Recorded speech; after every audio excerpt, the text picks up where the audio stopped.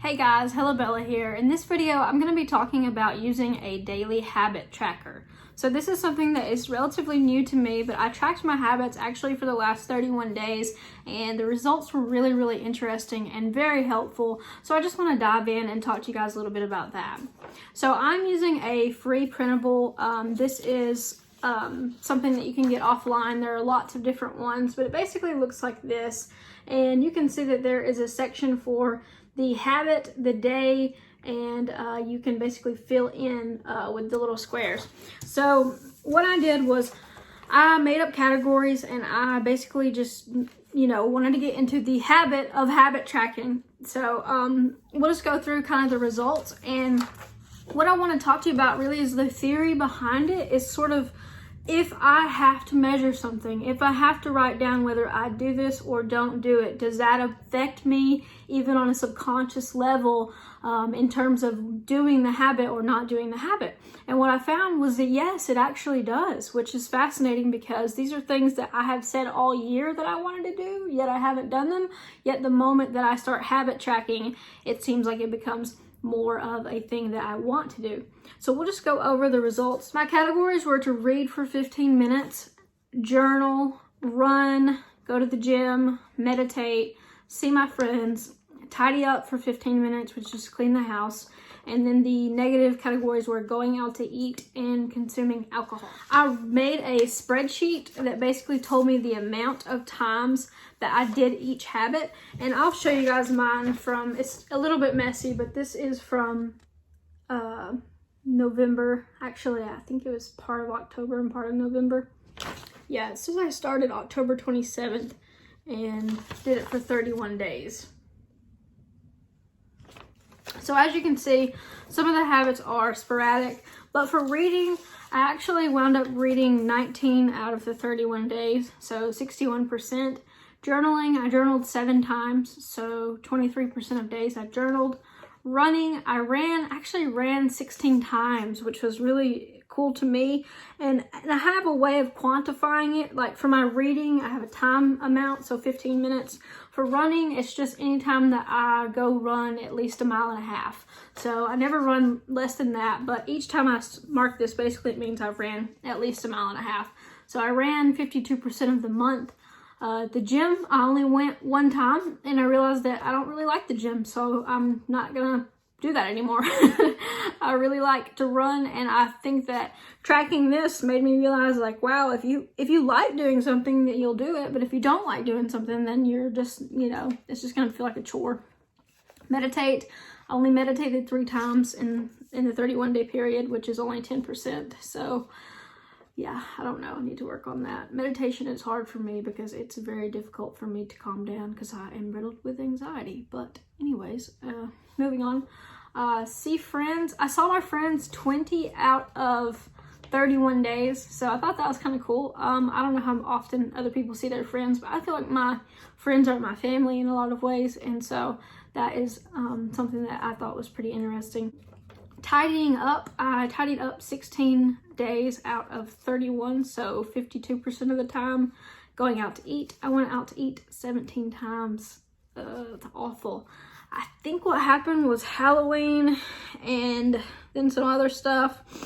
Getting invited to go to things, networking things basically, and like some of it was just being drunk. So moving on to alcohol, drank 12 out of 31 days. So that is something that I really did not like saying on paper. Sometimes we know things about ourselves, but we don't, like saying it on paper is a different thing because it says that I drank 39% of the days of the last 31 days.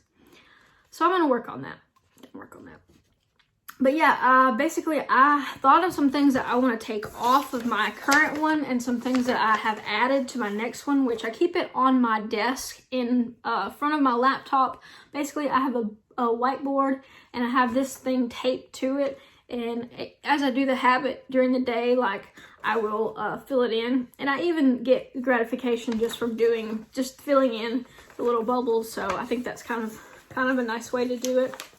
Theoretically, you could use this method for tracking anything. I think tracking is a special way to make sure that you are accomplishing what you set out to. And another thing that it does is it helps you prioritize your goals. So if I say something is important to me and I want to do it every day and I don't do it, then there's no real consequence. I'm the only person who has the consequence if you didn't do the thing that you said was important to you. So if you have priorities that you are not acting on, then, maybe you need to find a way to hold yourself accountable. And this could be something simple. This could be meditate for 2 minutes. And you could just say, I want to do this at least 10 times this month. I want to meditate for at least 2 minutes.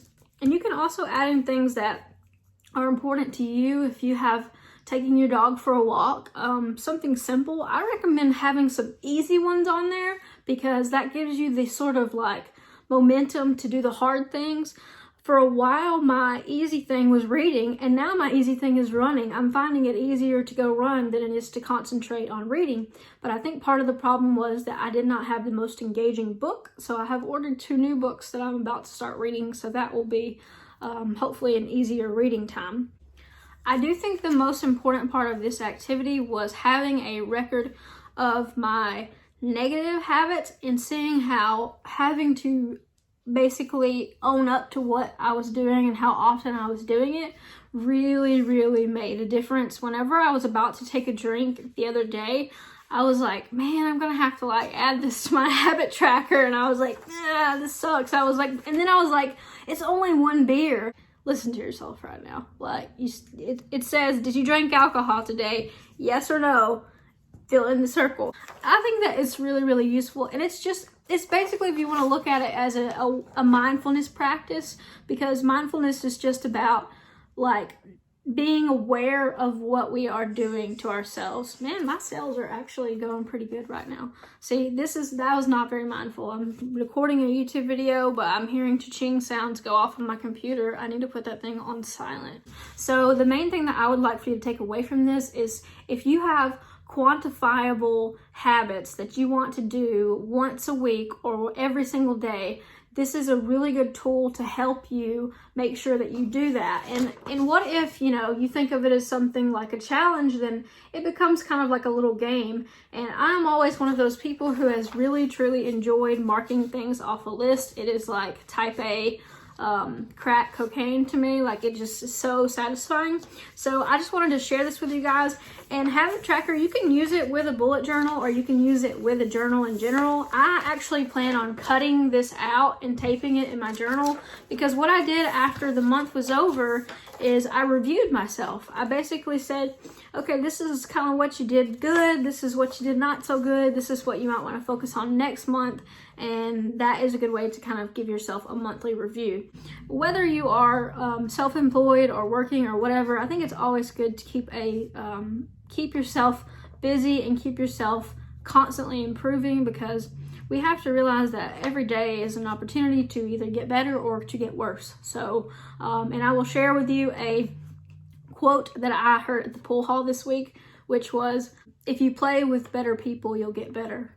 So this is something that has been in my head for like seriously like a week and a half, because I thought, wow, that is profound. Like, it's obviously something that we all already know. And it's just that whole thing that if you have 5 people in your life, you'll come up to where they are, or you'll go down to where they are. So always be trying to surround yourself with people who are better than you and who are working hard and who have something to teach you, because I think that that's one thing that we do that is not necessarily so productive, is we might get around people who are just like us. For example, now that I'm running, and I'm running pretty consistently, I am really like weirdly intimidated by other runners, because I feel like they are going to see me as like a phony, or that I don't run the right way or something like that. So I think it's good to get around probably get around some runners, you know what I mean? So just little examples of things like that. It makes more sense to connect with them than it does to stray away from them because you think that they might be better than you.